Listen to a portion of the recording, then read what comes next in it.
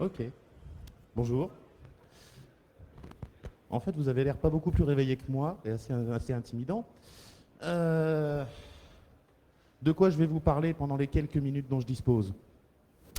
En fait, ce que je voulais vous faire passer comme message, il y en a un que vous connaissez déjà, c'est que c'est important de hacker. J'ai horreur du mot hacker, il a été beaucoup trop sali par la presse. J'aime beaucoup mieux la version française. C'est important de bidouiller. Vous êtes des bidouilleurs, et c'est bien. Et ce que je voulais essayer de vous expliquer, c'est pourquoi c'est important. Pas seulement parce que c'est drôle, ça c'est la raison pour laquelle on commence, on a tous commencé comme ça. Bon, maintenant j'ai la barbe grisonnante, mais à l'époque où j'étais petit, j'ai commencé en démontant le réveil, forcément, ça fait tic-tac, on veut voir comment ça fait. C'est la bonne méthode. Pourquoi c'est important? En fait, parce que l'informatique devient quelque chose de beaucoup plus sérieux que ce qu'on vous dit. Tout ce qui touche... C'est pas au point la logistique, hein, il y a des moments où ça coupe. Tout ce qui touche de près ou de loin à un ordinateur ou à du réseau ou à du numérique est en train de prendre une importance beaucoup plus grande. Non, c'est vraiment casse-couille, hein. T'as pas une version avec un fil qui coupe pas des fois. Donc tout ce qui touche aux ordinateurs et au hacking en général est en train de prendre une place bien plus grande que celle qu'elle a dans la tête des journalistes, ou plus précisément dans la tête des gens du passé. Euh, Aujourd'hui, l'exemple des révélations d'Edward Snowden sur la NSA le montre de manière très précise. Avec du numérique, on peut intervenir dans vos vies comme jamais auparavant. On peut vous surveiller comme jamais auparavant. On peut porter atteinte à toutes vos libertés comme jamais auparavant. La seule chose qui puisse nous prémunir contre ça, non, franchement, si ça le fait, à chaque fois que j'essaye de faire une phrase, ça va me saouler. La seule chose qui puisse nous prémunir contre ça, c'est la connaissance. La connaissance, il n'y a que deux façons de l'acquérir. Il y a la façon académique, qui est très dangereuse, elle marche. Il faut des gens avec des connaissances théoriques, mais elle n'est pas suffisante. L'autre solution, c'est par le reverse engineering. C'est de démonter les choses, c'est de déconstruire les choses. Ce qu'on apprend à l'école quand on devient ingénieur, j'en sais quelque chose, je suis ingénieur. Dieu me préserve, j'ai échoué au doctorat, donc je ne suis pas docteur, je ne soigne pas les ordinateurs malades.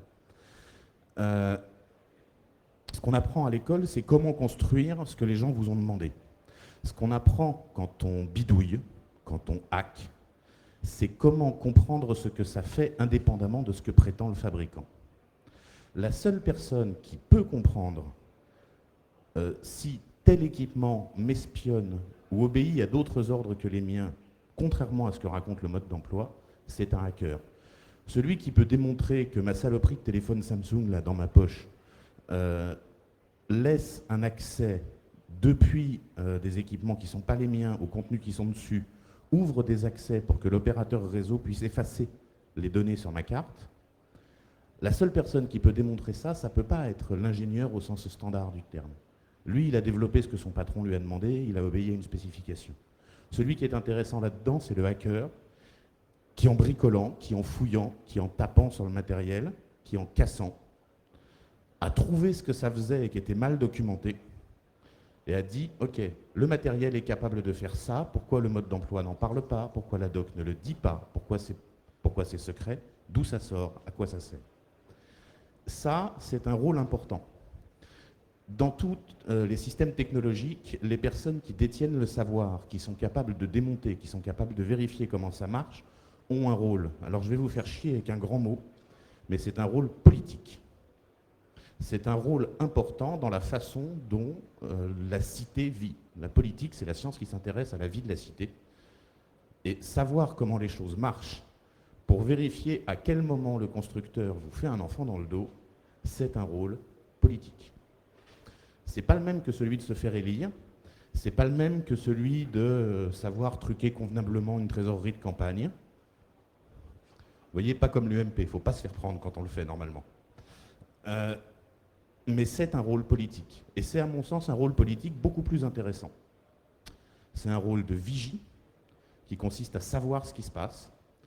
C'est un rôle d'information. En fait, si personne ne regarde, les malfaisants feront tout et n'importe quoi dans n'importe quel sens sans se faire prendre. Parce que nous regardons ce qu'ils font. Quand ils font n'importe quoi, parfois ils se font prendre. plus nous regardons, plus ils se font prendre. Ce rôle-là est pour moi un rôle essentiel du hacker. Quand on vous montre un système sans vous dire comment il marche, il faut le démonter, il faut le casser. Quand on vous montre un système qui est verrouillé, il faut chercher comment le casser, il faut chercher comment enlever le verrou. Apple fait des systèmes fermés, il faut chercher à les ouvrir. Google fait des systèmes fermés, il faut chercher à les ouvrir. On essaye de vous emprisonner dans un outil technique, il faut chercher à vous en affranchir. Vous utilisez massivement Internet, je pense qu'il y a, allez, je vais être généreux, moins de la moitié d'entre vous qui sait vraiment comment ça marche.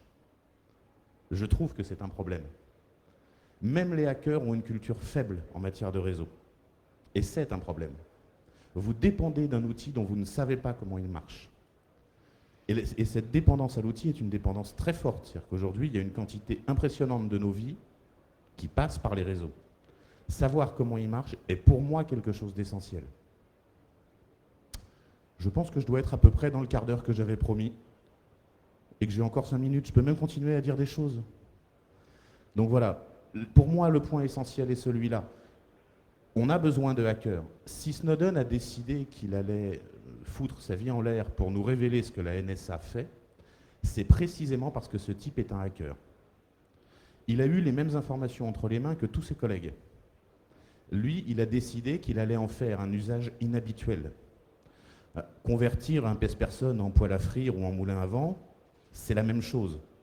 C'est prendre un objet, le détourner de son usage et chercher ce qu'on peut faire de plus intéressant avec. Ce qu'a fait Snowden, c'est qu'avec les documents qu'il avait, il a cherché ce qu'il pouvait faire de plus intéressant et il a pris des risques. Les médias présentent toujours les hackers d'abord comme des méchants, ce qui n'est pas vrai. Ensuite comme des gens, qui ne prennent pas de risques, qui vivent dans leur petit confort et qui ne sortent pas de leur piole. Moi, je sais que ce n'est pas vrai. Vous savez que ce n'est pas vrai. J'espère que vous aurez l'occasion aujourd'hui d'apprendre plein de choses sur plein de sujets. Moi, ceux qui me tiennent à cœur... oui, il fallait que je la fasse. Moi, ceux qui me tiennent à cœur, ce sont tous ceux qui tournent autour de l'accès à ce qui est fermé. Si on veut vous empêcher d'utiliser des données, c'est intéressant. Si on veut vous cacher le format dans lequel sont stockées des informations, c'est intéressant. Si on veut vous empêcher de vous connecter, c'est intéressant. Si on veut vous empêcher de fournir un service, c'est intéressant. Et alors, juste pour le détail technique, sur le filtrage des DNS, il y a un truc merveilleux dans le monde du droit en France. Effectivement, il y a du filtrage par décision de justice en ce moment et bientôt par décision administrative. Là où c'est très drôle, c'est que pour que ce soit fait par une décision de justice, il faut que le fournisseur d'accès Internet soit condamné. Et les grands systèmes français ne savent pas traiter la masse et donc font toujours un procès aux mêmes. Ce sont toujours les 5 mêmes qui sont attaqués. Quand Copwatch est attaqué et quand les fournisseurs d'accès Internet sont attaqués pour filtrer Copwatch, Copwatch, c'est un truc bien, hein, ça sert à surveiller ce que fait la police. C'est pas grave, on a le droit de surveiller la police. C'est dans les droits de l'homme qu'on a le droit de surveiller la police. Ils font toujours un procès aux 5 grands FAI et pas aux 800 petits. Si vous passez par n'importe lequel des 800 petits, comme il n'a pas été condamné à filtrer le site n'est pas filtré. C'est drôle, moi je trouve ça amusant. C'est une façon simple de hacker la loi. Vous voulez avoir de l'Internet non filtré en France? C'est simple. Passez par un fournisseur d'accès Internet qui est trop petit et qui passe sous le radar. Un autre exemple, Adopi. Adopi ne surveille que les adresses IP des grands fournisseurs d'accès Internet. Les petits sont trop petits, ils sont en dessous du radar. Simple. C'est une façon, avec de la technique, de hacker de la loi. Et ça, c'est important. Merci. Amusez-vous bien.